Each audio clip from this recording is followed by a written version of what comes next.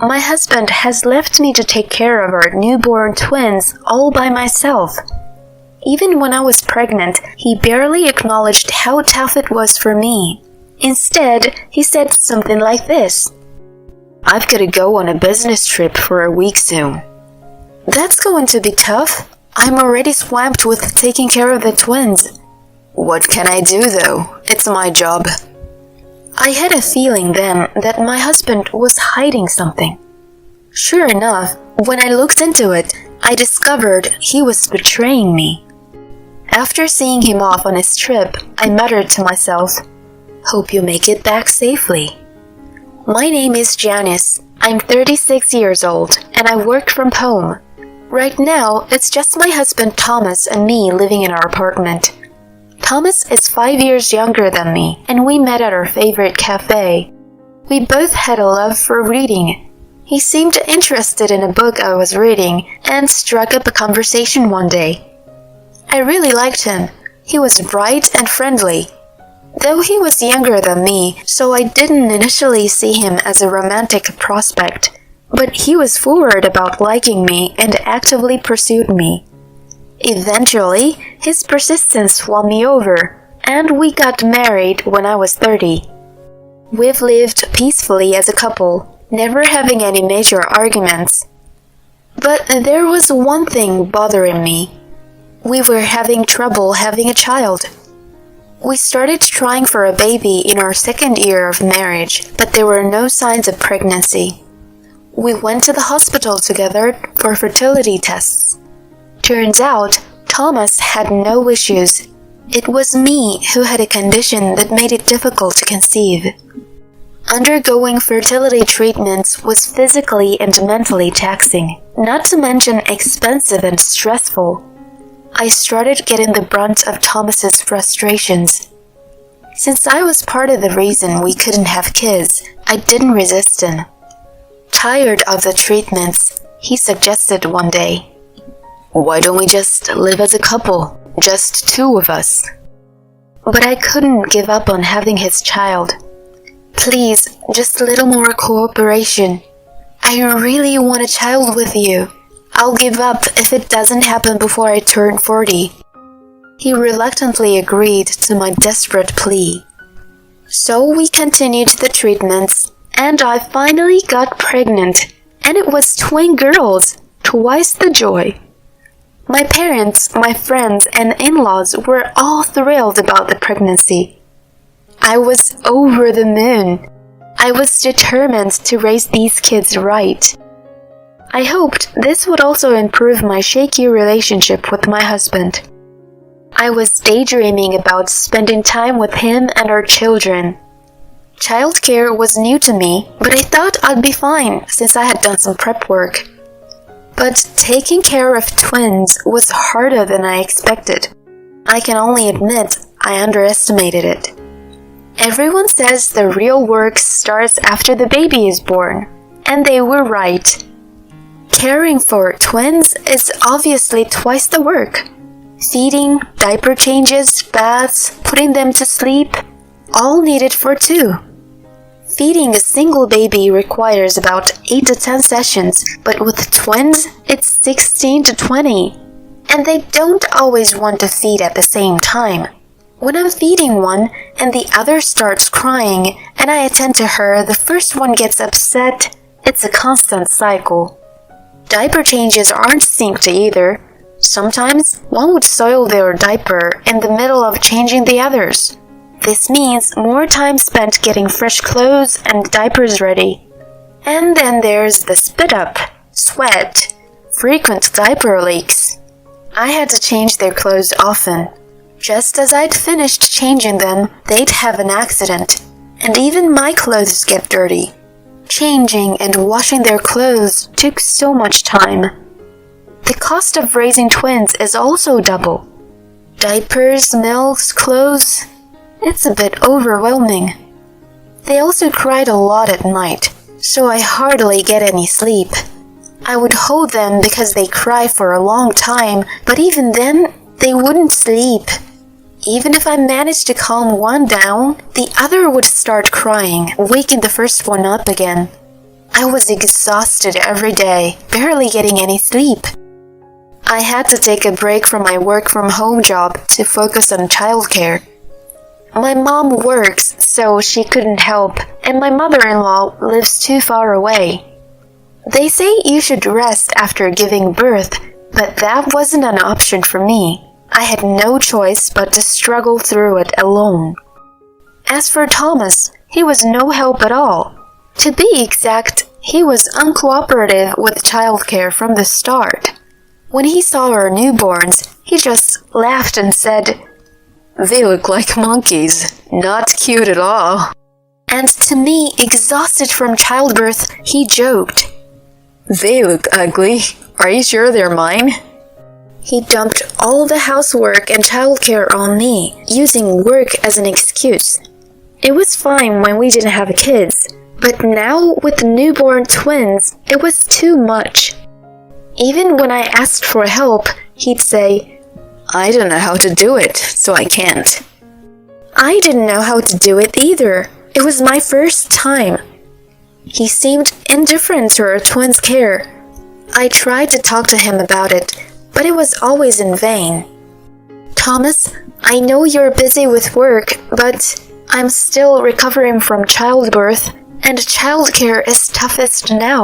You're a father, too. Can't you be a little more responsible? Could you maybe come home early and help out, even if it's just for a while?" Then he got really defensive. "What? Acting like you're the queen. You get to relax at home because I work hard outside.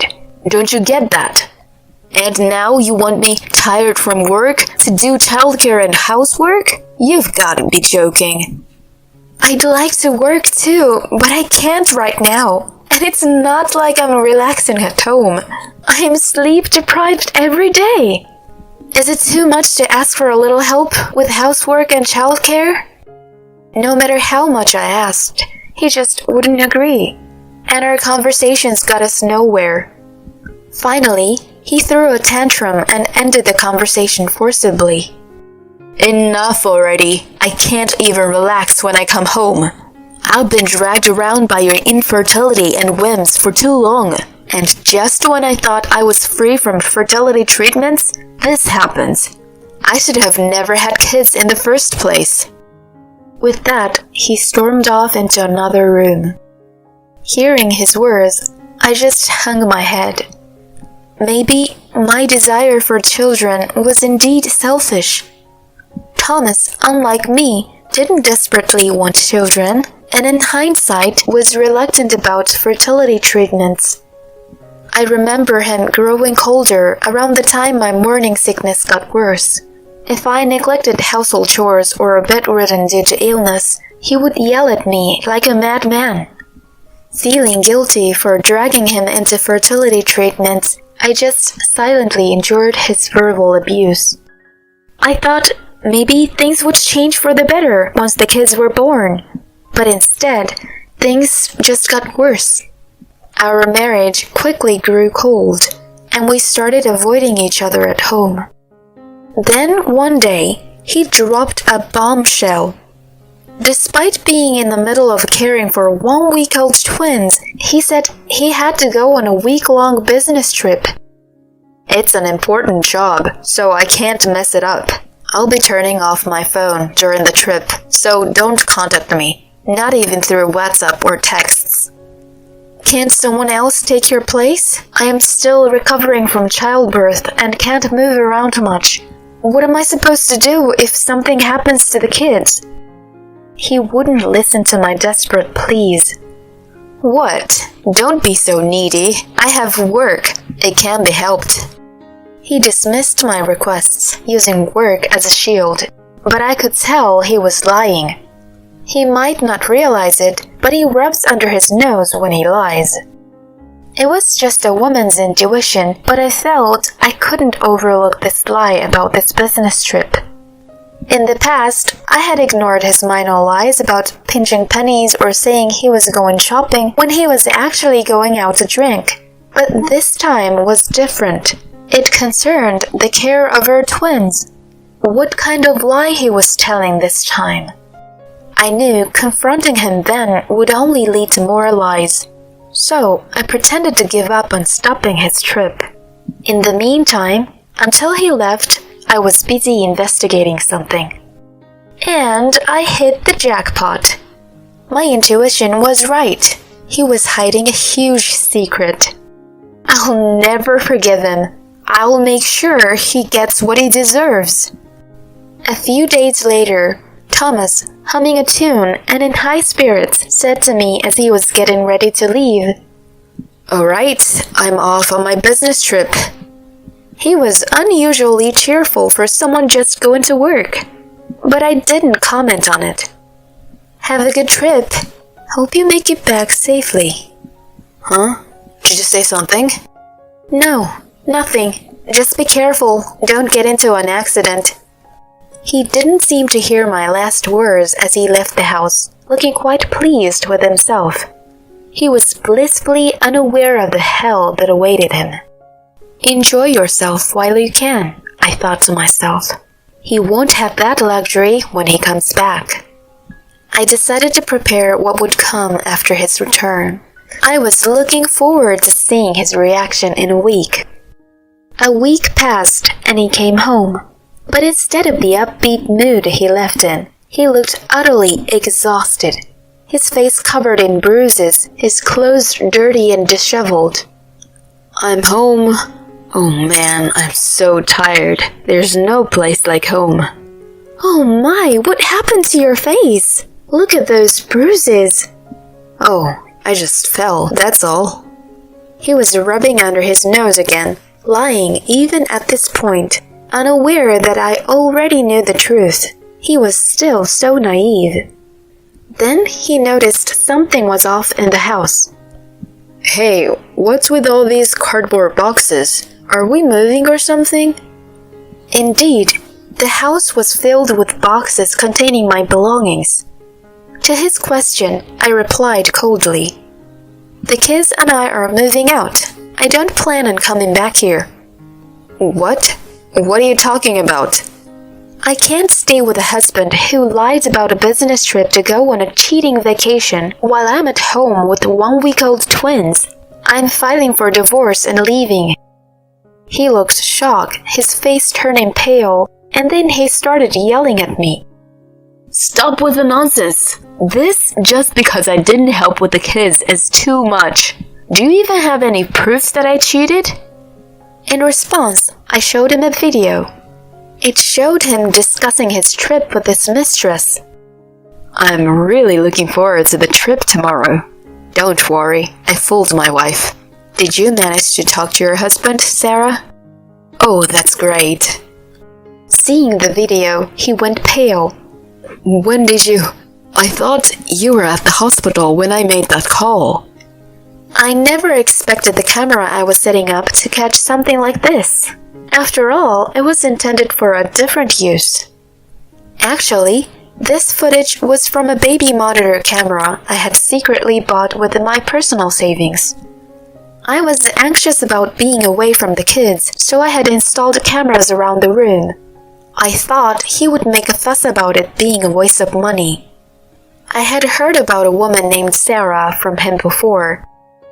"There's this cute new employee named Sarah, but she's married, too bad." After seeing the footage from the baby monitor, I called Thomas's company to confirm his business trip. It turned out he had taken leave instead. On the phone, I asked, "Could you please put me through Sarah Johnson?" As expected, the response was, "Sarah Johnson is also on leave." So, the affair was indeed with Sarah, his junior colleague. I searched Thomas's study and found a memo with staff contacts, then called Sarah's house. Her husband answered, and when I explained the situation, he was furious. It seemed there were already suspicions about her infidelity, and he had been about to investigate. I asked him to keep it a secret that he had heard it from me. The day before Thomas was due to return from his business trip, I received a call from Sarah's husband explaining what happened. Apparently, Thomas had brazenly gone to pick up Sarah from her house and encountered her husband. He beat up Thomas, which explained the bruises all over his face. He couldn't go home right away and had to kill time in a motel before he finally returned. He stood in front of me, speechless, his mouth opening and closing. Then someone burst in. Mom, Dad, what are you doing here? Entering the living room were my furious in-laws, their faces red with anger. I had also informed them and shown them the baby monitor footage. My father-in-law, in a rage, punched Thomas in the face, adding another bruise. You stupid son! Cheating, what a despicable act! You're disowned! Then, more shouting from behind. I'm taking my daughter and grandkids back home. What a terrible man you are. Absolutely dreadful. Janice, you called your parents too? Actually, I had also called my parents to help with the move. My mother hugged the kids, glaring coldly at Thomas. My mother-in-law, tears in her eyes, slapped him and scolded. You stupid son! Surrounded by both sets of parents, his face was a sight to behold. Then I dropped another bombshell. Oh yeah, I also contacted your company's president. They already know that you used your leave days for your affair. Hearing this, he yelled at me. Are you kidding me? What have you done? My father, raising his fist, yelled back at him. How dare you act like this after cheating? You have a problem with my daughter? I'm sorry. Cornered, he began to plead with me. Please, Janice, the affair was a moment of madness. Don't divorce me. I'll leave Sarah and help out with housework and childcare from now on. His desperate pleas didn't move me at all. They were just a nuisance. I retorted sharply. What are you saying now? You weren't there for me when I needed you most. Do you have any idea how hard it was to take care of twins and do housework alone? And you were on a vacation with your mistress. You really have some nerve. I know. I'm truly sorry, I am. No excuses. I'm done with you. I can't be your wife anymore. Don't come near me and the kids ever again. I'll be demanding alimony and child support, just so you know. I left the apartment with everyone, leaving him behind. Later, Thomas and I divorced. I demanded alimony for his affair with Sarah and, of course, child support from him. He received a stern warning from his company, but resigned because he couldn't stand the disdainful looks from his colleagues. He ended up with a debt of $100,000 from the alimony and child support payments to me and Sarah's husband. Now he's working himself to exhaustion in manual labor day and night. Sarah was also divorced by her husband, left her job, and returned to her parents' home in the countryside. She's working in a factory, monitored due to the alimony demands from her husband and me. As for me, I moved back to my parents' home and I'm taking care of the twins with my mother's help. Just watching the twins grow up healthy makes me happy. They are loved by the entire family and seem very happy. I'm determined to work hard for the sake of these children's future.